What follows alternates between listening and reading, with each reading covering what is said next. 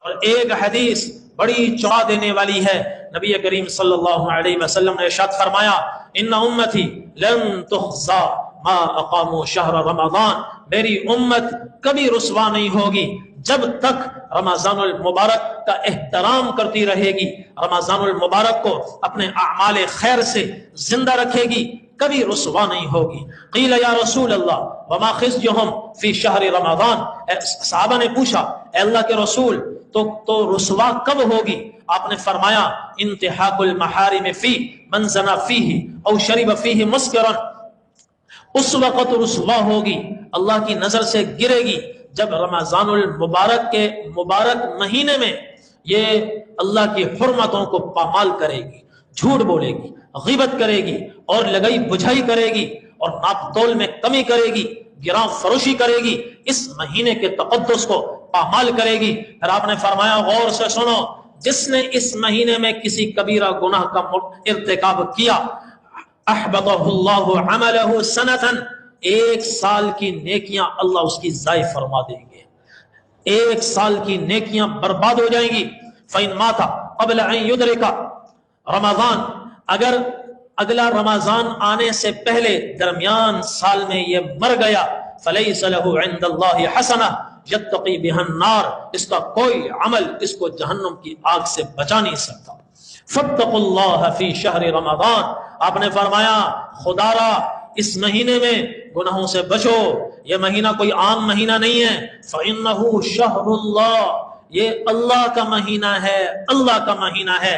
جعل لنفسکم 11 شہرا، اللہ نے تمہارے لیے 11 مہینے تمہارے نام کر دیے، تأکلون فیہن وتشربون وتلذذون، 11 مہینوں میں کھاؤ پیو لذت حاصل کرو، بس شریعت کی حدود میں رہتے ہوئے۔ وجعل لنفسہ شہرا، ایک مہینہ اللہ نے اپنے لیے رکھا ہے، ایک مہینہ اللہ نے اپنے لیے رکھا ہے۔ فاتقوا اللہ فی شہر رمضان، لہذا رمضان کے مہینے میں خاص طور پر گناہوں سے بچو، خاص طور پر گناہوں سے بچو۔ فإن الحسنات تضاعف فی ما لا تضاعف فی ما سوا وکذلک السیئات، یہ مہینہ وہ ہے اس مہینے میں نیکیاں بھی کئی گنا بڑھ جاتی ہیں اور گناہوں کی سنگینی بھی کئی گنا بڑھ جاتی ہے۔ عام دنوں میں کوئی گناہ کر لے ایک سال کی نیکیاں ضائع نہیں ہوں گی، اس مہینے میں حضور نے فرمایا جس نے کسی کبیرہ گناہ کا ارتکاب کیا ایک سال کی نیکیاں اس کی برباد ہو جائیں گی۔ لہذا اس مہینے میں جو کام کرنے کے ہیں وہ ایک یہ کہ ہماری زبانوں پر کثرت سے یہ ذکر ہو اشہد ان لا الہ الا اللہ واشہد ان محمد رسول اللہ۔ دوسرا استغفار کثرت سے ہو، استغفار کثرت سے ہو۔ نمبر 3 نوافل کی کثرت ہو، زیادہ نوافل ادا نہیں کر سکتے تو اشراق، چاشت اور 5 وقت کی جو فرائض ہیں ان کے کچھ پہلے کچھ بعد میں سنتیں ہیں، کچھ مؤکدہ ہیں کچھ غیر مؤکدہ ہیں۔ اب مؤکدہ غیر مؤکدہ کی تفریق کیے بغیر ساری سنتیں ادا کریں۔ فجر میں 2 سنتیں 2 فرض، ظہر میں 12 رکعت فرضوں کے ساتھ 4 فرض، باقی سنت نفل ملا کے 12 رکعت، اس میں 1 رکعت کی کمی نہ آنے دے۔ عصر میں 4 سنتیں فرضوں کے ساتھ ایک رکعت کی کمی نہ آئے۔ مغرب کے بعد اوابین کا اہتمام، حضور پاک صلی اللہ علیہ وسلم نے فضائل ارشاد فرمائے جو 20 رکعت پڑھے گا اللہ اس کے لیے جنت میں محل بنائے گا، جنت میں محل بنائے گا۔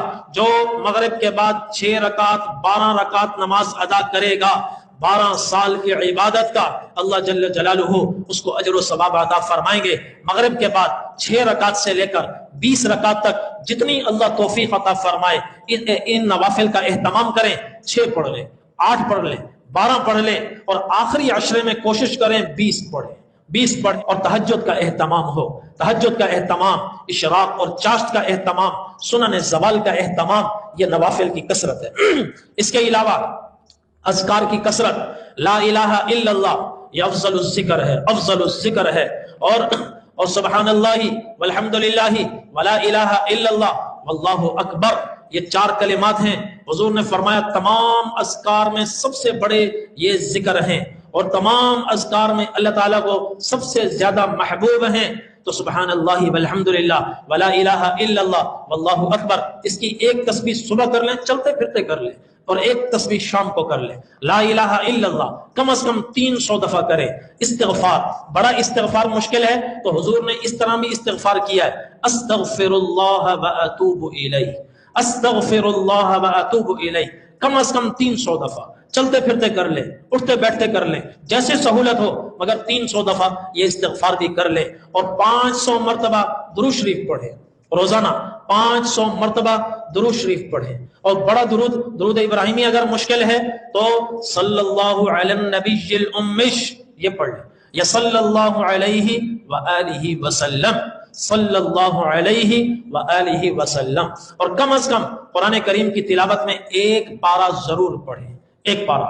اس کے ساتھ آسان ترجمہ قرآن حضرت شیخ الاسلام مفتی تقی عثمانی صاحب دامت فیوزہم کا آسان ترجمہ قرآن ہے، بہت عام فہم ہے، اس میں سے ترجمہ اور تفسیر پڑھ لیں، ایک پاؤ پڑھ سکیں، آدھا سپارہ پڑھ سکیں، ایک پاؤ کو 2 دفعہ پڑھ لیں، تو اس طریقے سے پڑھنا شروع کریں تاکہ اللہ کے کلام کے ساتھ ہماری مناسبت ہو، ہم جانیں پہچانیں اللہ ہم سے کیا بات فرما رہے ہیں، کیا ارشاد فرما رہے ہیں۔ یہ اعمال کریں گے انشاءاللہ رمضان المبارک ہمارا قیمتی بن جائے گا۔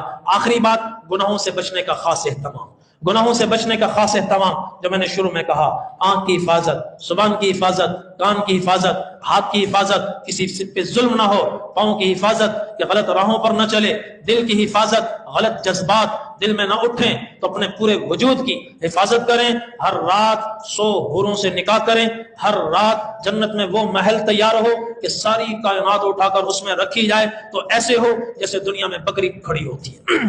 تو اس طریقے سے اگر رمضان المبارک ہم گزاریں گے انشاءاللہ یہ رمضان ہماری زندگیوں میں انقلاب کا ذریعہ ہوگا، اور اگلے 11 مہینے اسی کے بل بوتے پر ہم اللہ کی اطاعت و فرما برداری میں گزاریں گے۔ سب اس کی نیت کرتے ہیں؟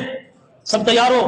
اور توبہ استغفار کریں۔ توبہ استغفار میں جب استغفار پڑھیں تو اس نیت کے ساتھ پڑھیں، یا اللہ میں گناہ سر سے لے کر پاؤں تک گناہوں میں ڈوبا ہوا ہوں، میرے ایک ایک گناہ کو معاف فرما۔ گڑ گڑا کر استغفار کریں، توبہ کریں، استغفار کریں۔ انشاءاللہ یہ رمضان زندگی میں انقلاب لائے گا۔ زندگی کا کچھ پتہ نہیں ہے، یہ سوچ کر عمل کریں اور محنت کریں، جد و جہد کریں، تھکا دیں اپنے آپ کو جیسے حضور نے اس مہینے میں اپنے آپ کو تھکایا، اس تصور کے ساتھ کہ یہ رمضان میری زندگی کا آخری رمضان ہے، اور ہر نماز اس طرح پڑھیں کہ یہ میری زندگی کی آخری نماز ہے۔ نماز میں اگر تصور نہیں بنتا، چونکہ دنیا نے ہمیں اتنا جھگڑا ہوا ہے، تصور لانا مشکل ہے، کم از کم رمضان میں یہ تصور قائم کر لیں کہ یہ میری زندگی کا آخری رمضان ہے، اور اپنی جد و جہد اور محنت اور صرف اور تمام تر توانائیاں اس پر لگا دیں۔